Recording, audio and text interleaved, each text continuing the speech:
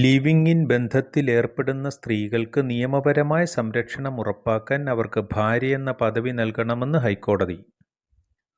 Live in റിലേഷനിലുള്ള സ്ത്രീകൾക്ക് സംരക്ഷണം നൽകുന്നതാണ് ഈ വിധി. ഇത്തരം ബന്ധത്തിലേർപ്പെടുമ്പോൾ ഒരു കമ്മിറ്റ്മെന്റും വേണ്ട എന്ന് ധരിക്കുന്നവർ അറിഞ്ഞിരിക്കേണ്ട വിധിയാണ്. ലിവ് ഇൻ റിലേഷനിലുള്ള സ്ത്രീകൾ നിയമപരമായി വളരെ മോശമായ സ്ഥിതിയിലാണുള്ളത്.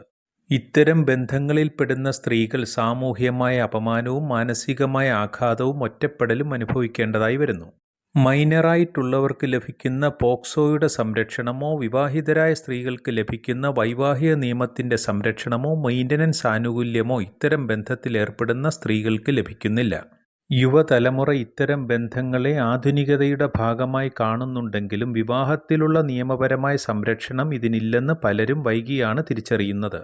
ബന്ധം വഷളാകുമ്പോൾ പുരുഷന്മാർ സ്ത്രീയുടെ സ്വഭാവത്തെ ചോദ്യം ചെയ്യുന്നത് പതിവാണെന്നും ഇത് അംഗീകരിക്കാനാവില്ലെന്നും കോടതി.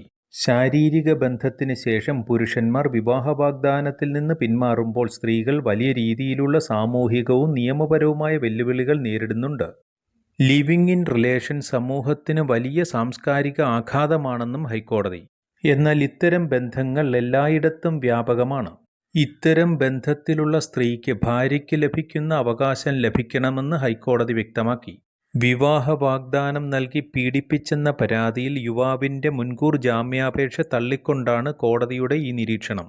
BNS സെക്ഷൻ 69 അനുസരിച്ച് വിവാഹ വാഗ്ദാനം നൽകി ശാരീരികമായി ബന്ധപ്പെടുകയും തുടർന്ന് വാഗ്ദാനം പാലിക്കപ്പെടാതിരിക്കുകയും ചെയ്യുന്നത് കുറ്റകരമാണ്, ശിക്ഷാർഹമാണ്.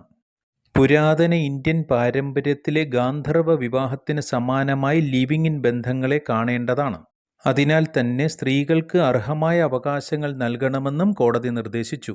മദ്രാസ് ഹൈക്കോടതിയിൽ മധുര ബെഞ്ചിലെ ജസ്റ്റിസ് S. ശ്രീമതിയുടേതാണ് ഈ സുപ്രധാനമായ വിധി.